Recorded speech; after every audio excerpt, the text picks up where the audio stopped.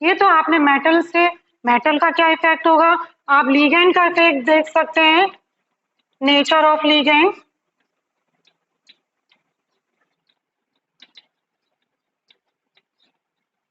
यदि ligand weak field है तो क्रिस्टल फील्ड स्टेबलाइजेशन एनर्जी क्या होती है, कम होती है, और यदि लिगेंड स्ट्रॉन्ग फील्ड है तो क्रिस्टल फील्ड स्टेबलाइजेशन एनर्जी ज्यादा होती है।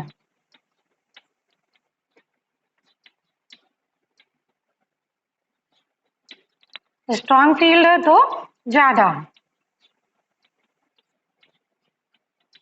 हाई वैल्यू ऑफ डेल्टा ओ। यदि लिगेंड का साइज, नेगेटिव आयन होता है लिगेंड, यानी कि उसका साइज स्मॉल हो बट उस पे चार्ज ज्यादा हो, तो चार्ज ज्यादा होने के कारण, साइज स्मॉल होने के कारण वो क्या करता है, सेंट्रल मेटल के क्लोज आ जाता है, और क्लोज आने के कारण स्प्लिटिंग ज्यादा हो जाती है। स्प्लिटिंग तो डी ऑर्बिटल्स में होती है, जितना सेंट्रल मेटल के क्लोज आएंगे लिगेंड्स उतना ही उसकी स्प्लिटिंग ज्यादा होगी। तो यहाँ पर लिगेंड भी अफेक्ट करते हैं क्रिस्टल फील्ड स्टेबलाइजेशन एनर्जी को। नेक्स्ट हम देख लेते हैं ज्योमेट्री।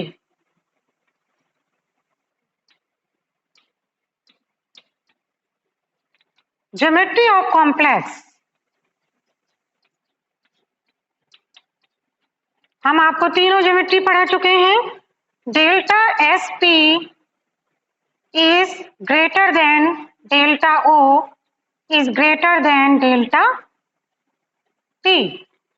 आपने पढ़ा था कि डेल्टा एस पी की वैल्यू कितनी होती है, डेल्टा ओ के 1.3 डेल्टा ओ, और ये किसके बराबर होती है, ये होती है डेल्टा ओ की वैल्यू 0.45 डेल्टा टी में होती है। यानी कि सबसे ज्यादा कौन स्टेबल कॉम्प्लेक्स फॉर्म करेगा, एसपी, फिर ऑक्टाहेड्रल, देन टेट्राहेड्रल। तो कौन सा कॉम्प्लेक्स की ज्योमेट्री क्या होनी चाहिए, ये आप कैसे फाइंड आउट कर लोगे, क्रिस्टल फील्ड स्टेबलाइजेशन एनर्जी से। यदि क्रिस्टल फील्ड स्टेबलाइजेशन एनर्जी ज्यादा है तो कॉम्प्लेक्स कैसा होगा, एसपी, यानी कि square planar. Comparison of VBT versus CFT, यहाँ पर हम बीबीटी और सीएफटी में कौन कौन सी प्रॉपर्टीज हैं जिसको कंपेयर कर सकते हैं। तो पहली प्रॉपर्टी है the involvement of D orbitals.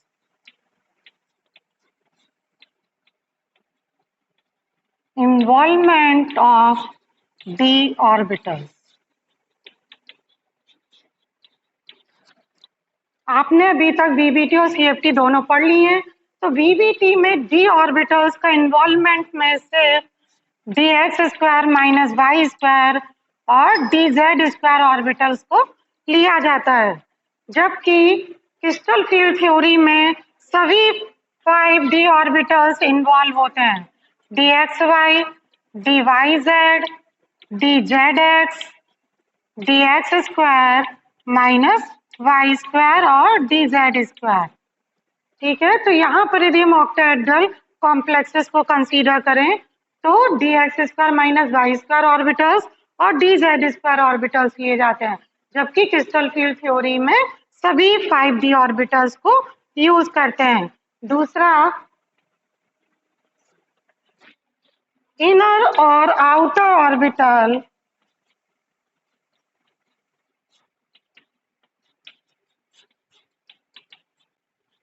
Complexes,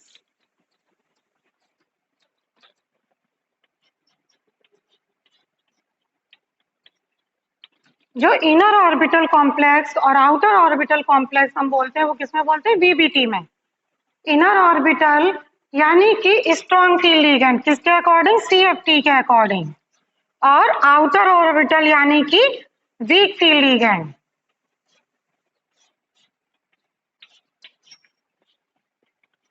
weak field ligands complexes किसकी तरह बिहेव करते हैं, आउटर ऑर्बिटल कॉम्प्लेक्सेस की तरह। बट यदि आप inner orbital outer inner orbital octahedral complexes को कंसीडर करेंगे तो आप देखेंगे एक होता है डी में 7, जब डी में 7 इलेक्ट्रॉन होते हैं और वो आयन कॉम्प्लेक्स फॉर्म करता है, तो इनर ऑर्बिटल में यदि 7 इलेक्ट्रॉन प्रेजेंट है तो आप देखेंगे कि आपके पास सिर्फ कितने ऑर्बिटल्स कितने हो गए ये 5, 6, 7, यानी कि आपके पास 3 ऑर्बिटल्स हाफ फिल कंडीशन में है।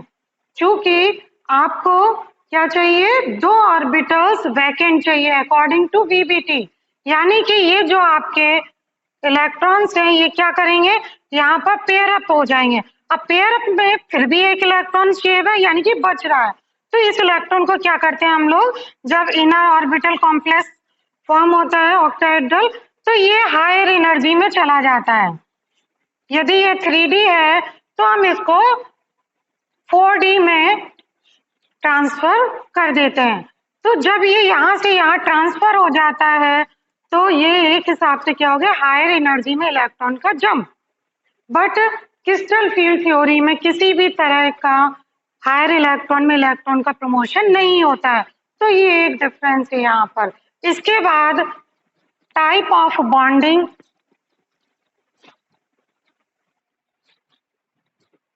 थर्ड है आपका type of bonding.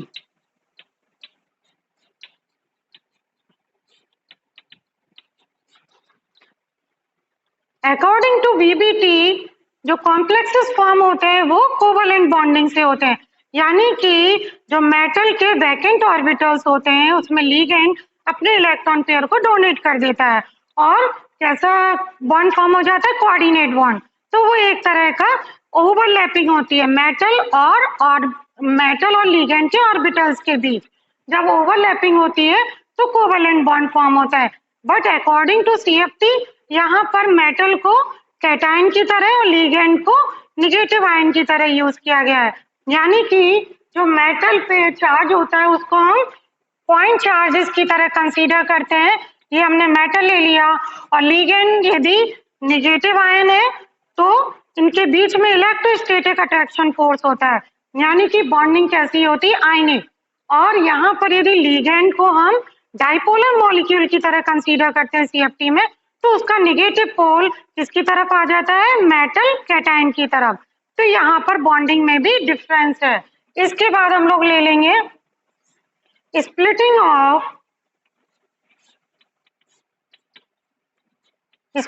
of the orbitals. According to valence bond theory D orbitals में स्प्लिटिंग नहीं होती है। क्यों? क्योंकि यहाँ पर जो भी डी ऑर्बिटल्स लेते हैं वो उसी एनर्जी के होते हैं, यानी कि डीजनरेट होते हैं। और जबकि क्रिस्टल फील्ड थ्योरी में according to geometry D orbitals में स्प्लिटिंग होती है। यदि ऑक्टाहेड्रल होगा तो ईजी की एनर्जी ज्यादा हो जाएगी और यदि टेट्राहेड्रल होगा तो T2G की एनर्जी ज्यादा हो जाएगी, यानी कि 2 सेट्स में ऑर्बिटल्स की स्प्लिटिंग हो जाती है। इसी तरह से fourth concept of hybridisation.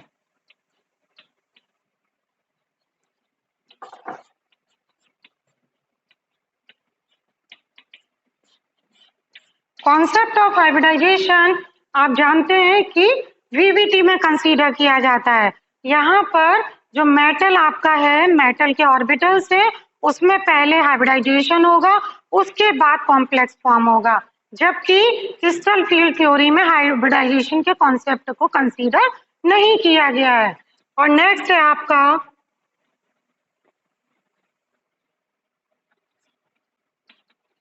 Six colour of complex.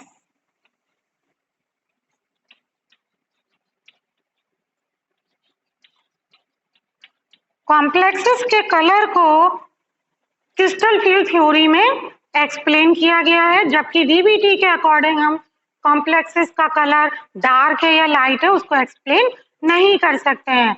इसी तरह से आप यहाँ से one distortion of complexes. Complexes में डिस्टॉर्शन क्यों हो रहा है?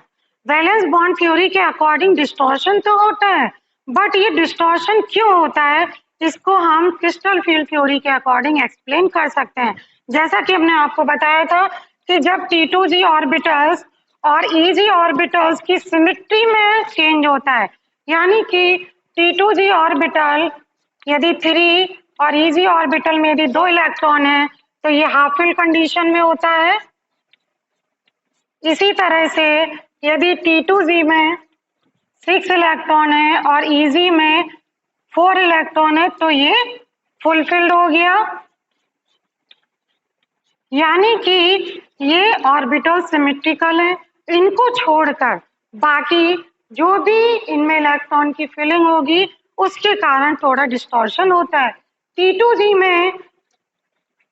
में यदि इलेक्ट्रॉन की फिलिंग में कुछ चेंजेस हो भी जाते हैं तो मिनिमम डिस्टॉर्शन होता है, बट इजी में यदि अनसिमेट्री है तो डिस्टॉर्शन मैक्सिमम होता है। ये हम आपको पहले भी बता चुके हैं कि T2Z में अनसिमेट्रिकल होता है तो डिस्टॉर्शन कम इसलिए होता है क्योंकि ऑक्टाहेड्रल कॉम्प्लेक्सेस में T2Z अलोंग टू एक्सिस नहीं होते हैं, यानी कि वो उतना ज्यादा रिपल्सन प्रोड्यूस नहीं करते हैं, जबकि easy orbital along to axis होते हैं और रिपल्सन काफी प्रेजेंट होता है, इस वजह से डिस्टॉर्शन को ज्यादा इंक्रीज करते हैं। तो यहाँ पर ये सारे पॉइंट्स आपने समझ लिए। अकॉर्डिंग टू VBT और अकॉर्डिंग टू CFT क्या कंपैरिजन है इनके बीच में, और ये किस तरह से कौन कौन सी प्रॉपर्टीज को एक्सप्लेन कर सकते हैं और किसको नहीं कर सकते। लिमिटेशंस ऑफ CFT की अपनी एक लिमिट है जिसको वो एक्सप्लेन करती है जिन प्रॉपर्टीज को, और जिसको नहीं कर सकती है वो यहाँ पर आप देख लीजिए। पार्शियल कोवेलेंट कैरेक्टर, यानी कि CFT के अकॉर्डिंग कोई भी जो बॉन्डिंग होती है कॉम्प्लेक्सेस में वो कैसी होती है, आयनिक, यानी कि प्योरली इलेक्ट्रोस्टैटिक अट्रैक्शन होता है कैटायन और एनायन के बीच में। कैटायन किसको कंसीडर करते हैं, मेटल को, और एनायन लिगेंड को, बट पार्शियल कोवेलेंट कैरेक्टर को यहाँ एक्सप्लेन नहीं करते हैं जो कि कॉम्प्लेक्सेस के बीच में होता है। दूसरा है रिलेटिव स्ट्रेंथ ऑफ लिगेंड।